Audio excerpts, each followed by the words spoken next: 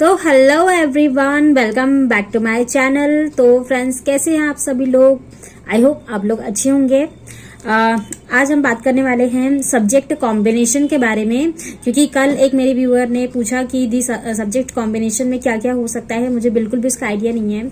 और सिलेबस के बारे में, तो सिलेबस के बारे में मैं ऑलरेडी बता चुकी हूँ। आप एक बार जाकर मेरे प्रीवियस वीडियो में देख सकते हैं, और जो भी आपके डाउट्स है ना, वो सारे वीडियोस ऑलरेडी पड़े हुए हैं। एक बार चैनल पे जाके वीडियोस को स्क्रॉल कर लीजिए, आपको वहां पर आराम से मिल जाएंगे। आज हम बात करने वाले सब्जेक्ट कॉम्बिनेशन के बारे में, क्योंकि आपको पता है कि हम लोगों को जब भी अपियर करना होगा तो सब्जेक्ट को लेकर ही कंफ्यूजन बना रहता है, स्पेशली सोशल साइंस में। तो उसी से रिलेटेड आज का वीडियो होने वाला है, इसीलिए वीडियो पर लास्ट तक बने रहिएगा और चैनल को भी सब्सक्राइब कर लीजिएगा, ताकि आने वाली वीडियोस की नोटिफिकेशन आपको टाइम टू टाइम मिल सके। और फ्रेंड्स, इसमें देखिए, पहले मैं आपको बता देती हूँ, एक सब्जेक्ट आप लोग, मतलब जैसे अगर आप लोगों ने मैथ एंड साइंस लिया होगा तो मैथ साइंस तो अलग ही हो गया है, उसका तो कोई ऑप्शन ही नहीं है। और उसके बाद जो आपका सब्जेक्ट मतलब लैंग्वेज होता है, जैसे हिंदी संस्कृत, तो हिंदी संस्कृत ही साथ साथ में चलती है, या फिर इंग्लिश, इस तरह से आप लोगों के सब्जेक्ट होंगे, ये अलग हो गया। एक होता है सोशल साइंस। सोशल साइंस में आप लोगों का हिस्ट्री, ज्योग्राफी, मतलब इस तरह के रहते हैं ऑप्शन सारे, मतलब जितने भी सब्जेक्ट्स होते हैं। तो इसी से रिलेटेड सारी चीजें मैं आपको बताने वाली हूँ। लैंग्वेज में ज्यादा दिक्कत नहीं होती है, इसलिए लैंग्वेज को मैं थोड़ा सा स्किप करूंगी यहाँ। और मैथ एंड साइंस में भी कोई खास दिक्कत नहीं होती है, क्योंकि वो आपका खुद का सब्जेक्ट है। उसमें आपको जो तीनों चीजें हैं, मतलब फिजिक्स, केमिस्ट्री और बायोलॉजी, तीनों ही पढ़ना पड़ता है, तो उसका कोई सेकंड ऑप्शन नहीं है। और उसके अलावा होता है मैथ।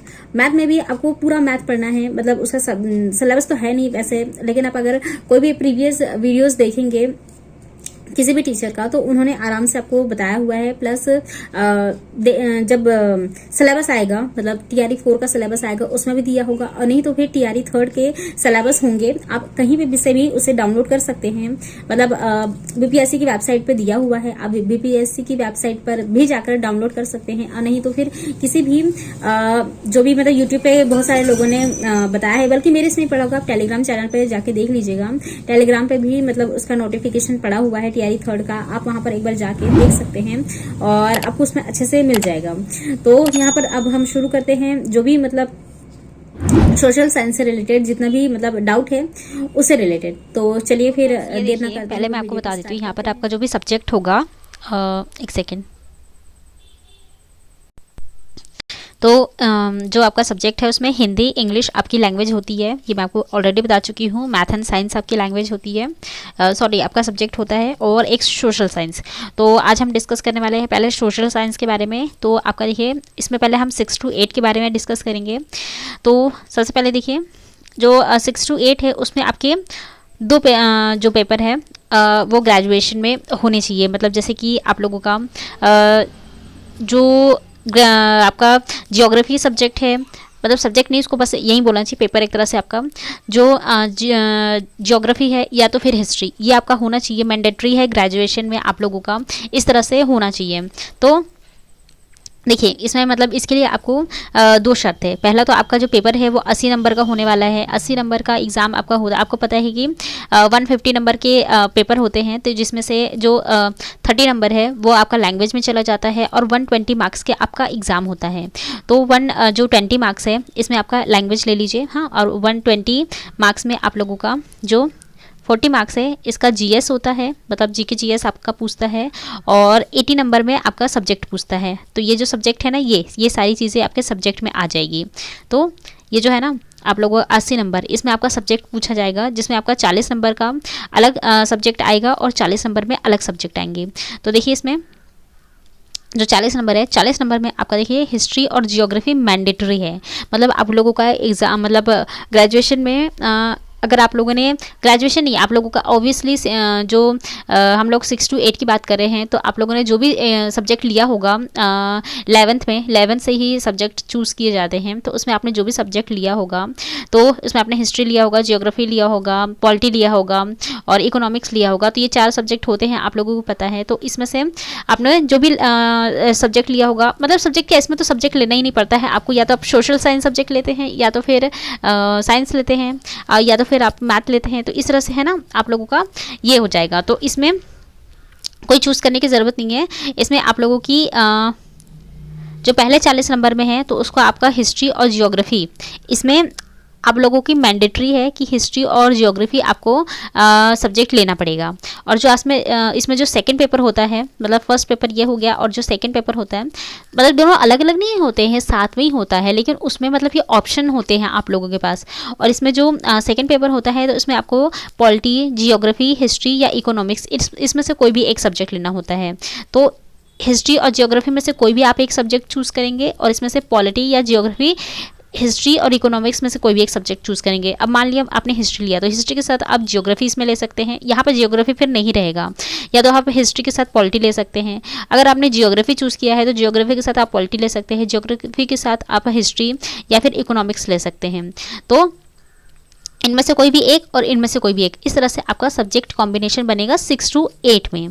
ठीक है, भले ही आपने ग्रेजुएशन में मतलब ये सब्जेक्ट या लैंग्वेज हो चाहे ना हो। ठीक है, अब इसके बाद है मैथ एंड साइंस। तो मैथ एंड साइंस में आपका मैथ तो मैथ रहेगा ही, इसमें देखिए उसके अलावा आपका फिजिक्स, केमिस्ट्री, बायो, ये तीनों के तीनों होता है आपका साइंस में, है ना। साइंस में ये तीनों चीज़ें आती है, और देखिए इसमें बायोलॉजी में जूलॉजी और बॉटनी भी आ जाता है। ठीक है, तो इसमें ग्रेजुएशन में मतलब और जैसे कि अगर हम बड़ी क्लास में जाते हैं तो इसके बारे में आपको नीचे बताने वाली हूँ। तो ये जो तीनों चीज़ें हैं ना, ये ग्रेजुएशन में पढ़ी जाती है, आपने पढ़ा होगा। तो मैथ एंड साइंस के लिए बहुत ही सिंपल है, बस 6 to 8 के लिए बहुत ही सिंपल सारी चीज़ें हैं। कोई भी लैंग्वेज होना चाहिए, बस यहाँ पर मैंडेटरी जो चीज़ें मैंने लिखी है ना वो इंपॉर्टेंट है। अब इसके बाद है आपका 9 to 10th में। 9 to 10th में आप लोगों का, या 12 तक आप समझ सकते हैं, है ना। तो इसमें देखिए आपका हिस्ट्री होता है, जियोग्राफी होता है, पॉलिटिकल साइंस होता है और इकोनॉमिक्स होता है। तो ग्रेजुएशन में इनमें से कोई भी 4 सब्जेक्ट आपके होने ही चाहिए, मतलब चारों में से कोई भी सब्जेक्ट आपके होने ही चाहिए। बिना इसके मतलब आप नहीं बैठ सकते हैं एग्ज़ाम में। तो आपने जैसे कि बीए किया होगा, है ना, ग्रेजुएशन में मोस्टली लोग बीए के लिए ही ये ऑप्शंस होते हैं। तो इसमें देखिए आपने पहले हिस्ट्री या पॉलिटी या फिर सोशियोलॉजी किया होगा, मतलब इसमें से एक, और ये मतलब ये और सोशियोलॉजी, यहाँ पर मतलब हम ऑप्शन दे सकते हैं। अगर जब नोटिफिकेशन जारी होता ना तो सारे सब्जेक्ट वहाँ पर दिए रहते हैं, सोशियोलॉजी, इकोनॉमिक्स और भी मतलब कॉमर्स से भी रिलेटेड बहुत सारे ऑप्शंस दिए रहते हैं। तो आप उसमें से कोई भी चूज़ कर सकते हैं, आपका जो भी ग्रेजुएशन में लैंग्वेज रहा होगा। बाकी हम यहाँ पर मेनली मतलब ये 4 ही सब्जेक्ट लेके चल रहे हैं। जब नोटिफिकेशन आ जाएगा वहाँ पर मैं आपको शेयर कर दूँगी, तब आपको और अच्छे से क्लियरिटी हो जाएगी। तो देखिए इसमें बीए में आपका हिस्ट्री रहा होगा, पॉलिटी रहा होगा, सोशियोलॉजी रहा होगा, आप लोगों के पास 3 सब्जेक्ट रहे होंगे बीए के इसमें। और इसके अलावा नहीं तो फिर जियोग्राफी, इकोनॉमिक, सोशियोलॉजी हुआ होगा। इस तरह के आपके सब्जेक्ट कॉम्बिनेशन रहे होंगे, और यही सब्जेक्ट कॉम्बिनेशन भी बनेगा आप लोगों का इस एग्ज़ाम में अपीयर होने के लिए। इसमें शर्त पहली देखिए, पहले शर्त में आपका ग्रेजुएशन है, उसमें देखिए आपको हिस्ट्री और जियोग्राफी ये दोनों मैंडेटरी है, मतलब हर हालत में आपका सब्जेक्ट होना ही चाहिए, तभी आपका सब्जेक्ट कॉम्बिनेशन बनेगा। तो इसमें देखिए हिस्ट्री और जियोग्राफी कोई भी एक मैंडेटरी होना होगा, और आप उसी सब्जेक्ट मतलब उसी सब्जेक्ट को आपको सॉल्व भी करना होगा।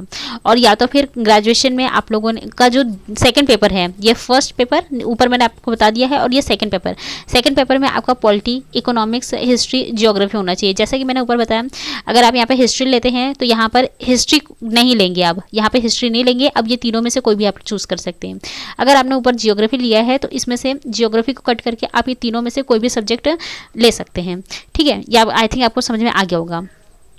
और जो सेकंड शर्त है, सेकंड में आपका हिस्ट्री, पॉलिटी आप मतलब ले सकते हैं, जियोग्राफी, इकोनॉमिक्स ले सकते हैं, हिस्ट्री, सोशियोलॉजी ले सकते हैं। इस तरह से आप लोगों का पूरा सब्जेक्ट का कॉम्बिनेशन बनकर तैयार होता है। तो इसमें एक तरह से आपके चारों पार्ट कवर हो जाते हैं। ठीक है, तो अगर आप यहाँ पर कोई भी आपने ये 2 चूज़ कर लिया है, तो अब इसके अलावा आप इसमें दूसरे सब्जेक्ट चूज़ करते हैं, बल्कि आपको दूसरा सब्जेक्ट मिल ही जाता है सॉल्व करने के लिए। इस तरह से इसमें चारों आपके सब्जेक्ट कंप्लीट हो जाते हैं। तो आई होप आपको ये समझ में आया होगा। बाकी कोई भी डाउट होगा आगे पूछ लीजिएगा। तो फ्रेंड्स आई होप आपको ये सारी चीजें समझ में आ गई होगी, और कोई भी डाउट होता है तो आप मुझसे कमेंट बॉक्स में पूछ सकते हैं, मैं आप सभी के रिप्लाईज देती हूँ।